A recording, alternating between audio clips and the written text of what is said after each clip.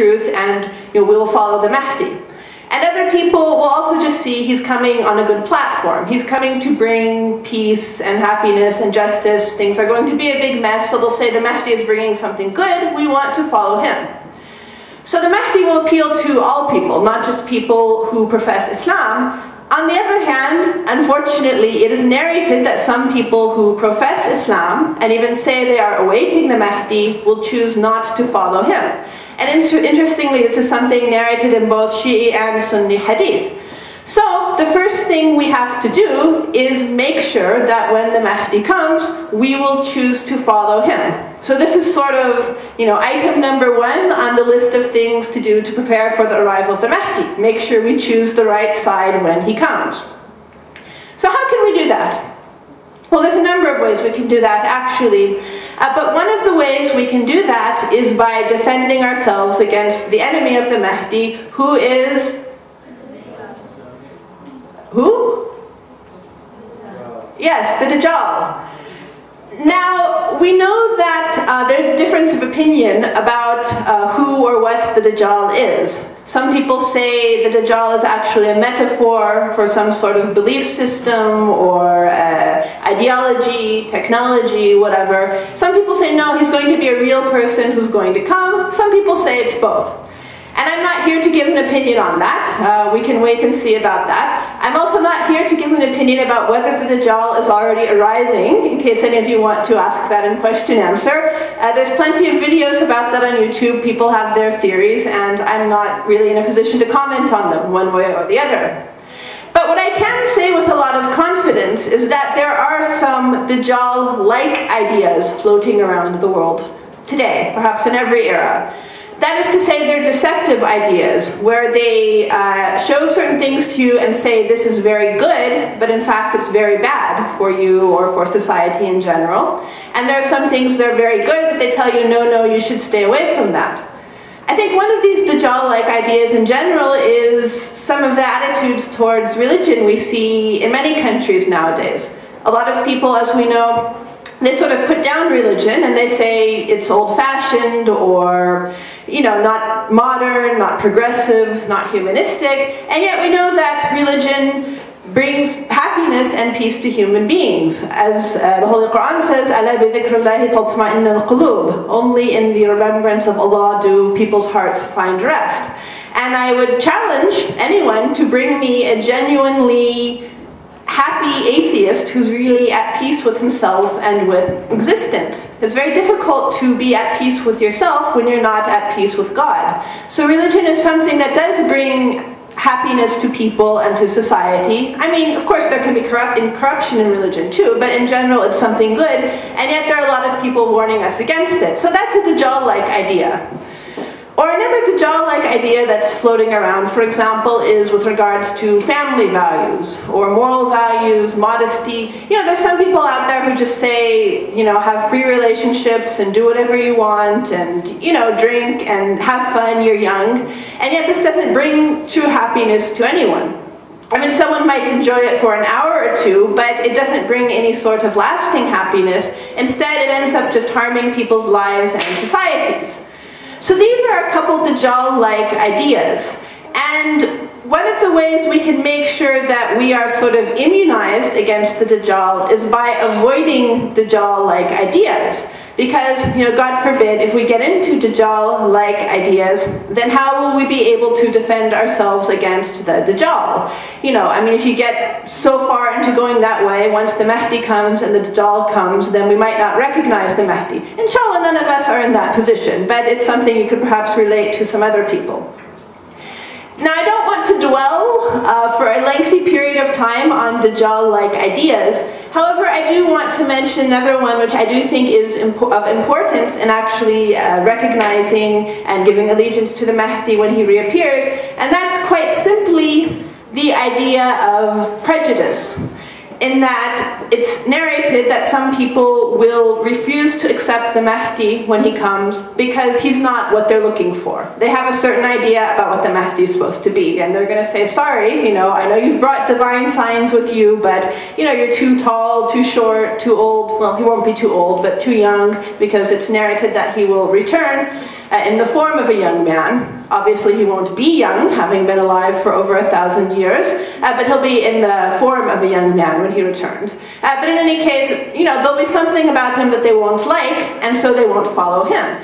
It's a bit as if they're deciding what they want to be the Mahdi, instead of having Allah decide, which is how the imamate works. Allah decides who the imam is, the imam presents his proof, he demonstrates to the people that he's the imam, and then we follow him. That's sort of the principle of imamate.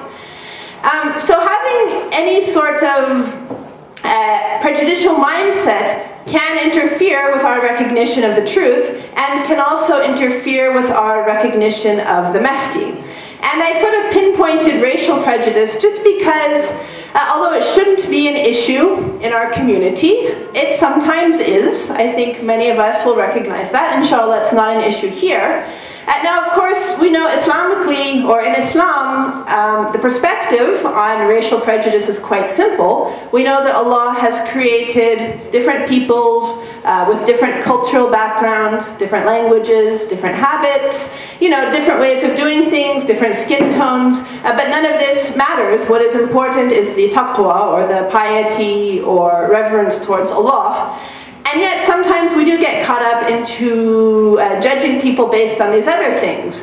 Whether it's something as simple as what someone looks like or what they're wearing, or sometimes we look at how they're living. I'm not talking about things regarding halal and haram, but just customs and traditions. And sometimes people might have a tendency to look down on certain other people. And this is a Dajjal-like idea, something that we do need to guard ourselves against.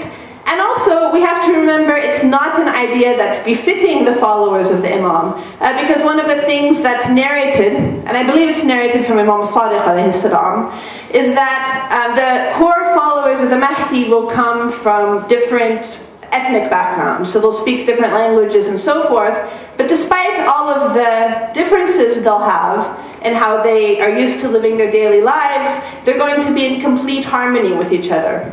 And what I find interesting about this narration is it sort of alludes to the fact that this is a problem among people. It shouldn't be a problem, of course, Islamically, but it is a problem. And yet the followers of the Mahdi will never have any sort of ethnic conflict or cultural conflict, because they'll be united on a higher mission.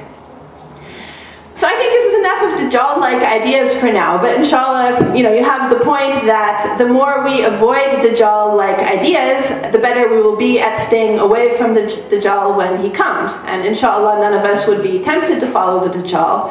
One of the interesting things, though, it is worth thinking about, that it's narrated that some people will first give their allegiance to the Mahdi and then switch sides after a while. So they'll get confused again, and then they'll actually fight against the Mahdi. So it is important to think about this. It shouldn't be taken lightly. But beyond that, there's a lot we can do to cultivate a relationship with the Imam in his absence. This is something very valuable too, that would also aid in recognition of the Imam. And there's many things we can do. For instance, one of the very simple things you can do is simply give allegiance to the Mahdi, for example, after your daily prayers, after your salat, or any other time you so choose. This is something very, it's not time-consuming. I try to make an effort to do that. And it does keep you connected with your Imam and focused on the idea that he is expected to return, and we are supposed to be working for him, inshallah. So this is something very simple. Also, we can at least recite some of the du'as that have been given to us to remember the Imam, such as Du'a al-Ahad, which we recite after Salat al-Fajr, Du'a al-Nudba, and so forth. There's many texts that we can read. Also, it's very nice when people simply make Imam al-Zaman, or Imam Mahdi, Ajjallahu ta'ala farajah, part of their daily lives and their household lives. Because you do see some families where Imam al-Zaman is, so to speak, a household word, probably a much more, definitely a much more useful household word than my name, and Imam al-Zaman is part of their discussions about things. And this is especially touching, given the fact that the Imams themselves, even before the time of the Ghaiba, so before the birth of the Imam, and before the absence of the Imam and the occultation, they predicted that the absence of the Imam would extend so long that many people would simply forget about him. And they might profess belief in the Imam, once in a while say, yes, we believe in Imam Mahdi, but his name wouldn't really mean anything to them. They'd be thinking about other things. Or then some people would deny him entirely. So this is something that was predicted, and that only a few people would really hold firm to belief in the Imam and recognition of the importance of the Imam and living their lives as servants of the Imam, which is being a servant of Allah too, during the time of the Ghaibah, especially as it goes on. So another thing we can do in preparation for the return of the Imam is simply deepening this relationship we have with him. So we've covered a couple things in this verse so far. We talked about the patience briefly, competing with each other in patience. I was speaking briefly about defending ourselves, in this case against the Dajjal, and there is the last thing in the verse, which is the taqwa. That is to say, the Imam is going to require followers who have very strong faith. And in addition to faith, I'd like to mention something else too. That is, he's also going to need followers who are capable and have the ability to follow him. Because a lot of people have good intentions. You know, sometimes we really want to help, but we're just not capable of helping with something because of, you know, just some of our personal characteristics. And I'm not referring to anyone here again, I'm speaking to myself.